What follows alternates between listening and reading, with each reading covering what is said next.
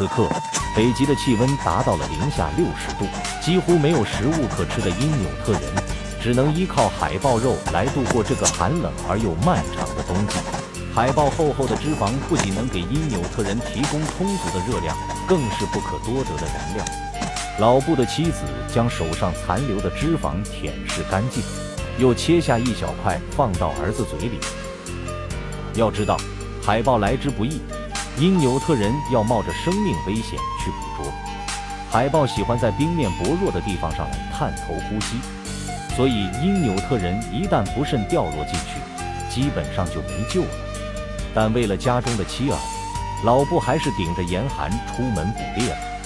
北极到处都是白茫茫，根本分不清方向。为了不迷路，老布带上了心爱的雪橇犬。雪橇犬的鼻子异常灵敏，它们非常善于追踪海豹的气味。很快，在雪橇犬的帮助下，老布发现了一处海豹经常出没的呼吸洞。老布拿鱼叉试探了下冰层的厚度，以此来确定海豹有没有走远。虽然不能确定海豹是否还会回来，老布依然决定在这里蹲守。他先是用刀子将冰块切割出来，然后用骨刀将里面的积雪清理干净，只留下最底部的一层薄冰。这样做的主要目的，就是为了海豹上来呼吸的那一刹那，老布的鱼叉能直接穿透冰层，命中海豹。一切布置妥当，为了防止长时间盯着冰块眼睛受伤，老布戴上了护目镜。接下来就是漫长的等待，老布需要一直盯着冰洞，一刻也不能离开，因为海豹上来呼吸换气只有几秒钟的时间，一旦错过就功亏一篑。几个小时之后，雪橇犬等的都有点不耐烦了。就在此时，老布突然感觉到冰面下有了些许动静，他不紧不慢地取出鱼叉，瞄准之后使出全身力气猛地刺了下去。果然，鱼叉刺中了海豹，老布立刻收紧绳索。海豹虽然用力挣扎，但已无济于事。受伤的海豹在-60度的冰面上很快就被冻僵了。老布将海豹用鹿筋绳子拴好，开开心心地拉上这只将近200斤的战利品回到部落。老布的妻子处理海豹非常专业，她先是从冰块上切下一丁点冰放到嘴里进行融化，紧接着他吐出82年的老坛酸菜口水放进海豹的嘴巴里，他认为这样海豹的灵魂就会得以升华。随后他用乌鲁刀将海豹进行简单的处理。与此同时，部落里的所有人都已经知道老布家捕捉到大海豹了，他们不约而同地向老布家聚集。小小的冰屋里顿时坐满了人，大家都是有说有笑的。不用猜，大人小孩都是冲着美味的海豹肉来的。因纽特男人们趁着空闲时间，正在交流海豹经常出没的地点，也约好下次一起去捕捉海豹，毕竟人多力量大。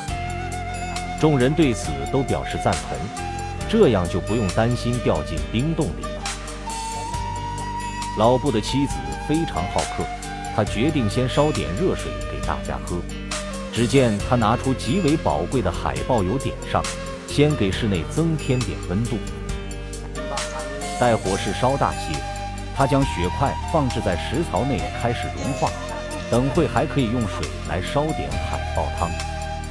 老人跟哺乳期的女人已经饿了很久，他俩率先吃上海豹肉，嘴馋的小孩也来上一块。老布的妻子终于将所有的海豹肉都处理好了。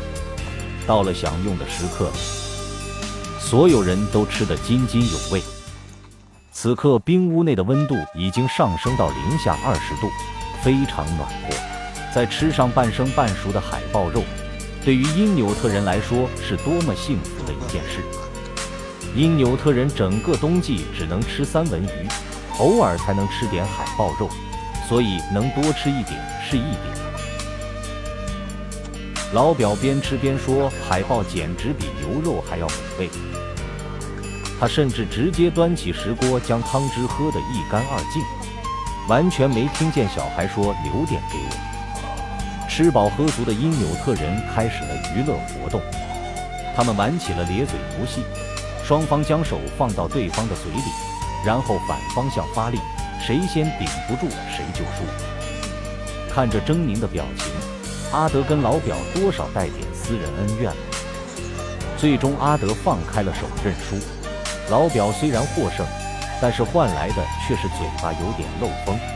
阿德见状，在一旁笑得像个200斤的孩子，而老表疼得眼泪都要掉下来了。喜欢的关注点个赞，下集带你们看因纽特女人是如何生孩子的。